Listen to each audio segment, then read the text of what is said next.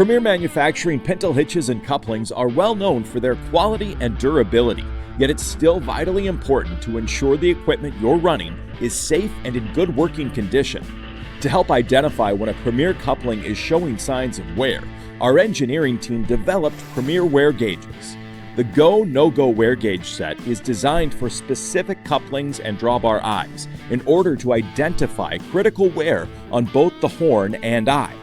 Once a coupling reaches the yellow 18% wear indicator, it is recommended that a new hitch be ordered. Once a coupling reaches the red 20% wear indicator, it must be taken out of service immediately.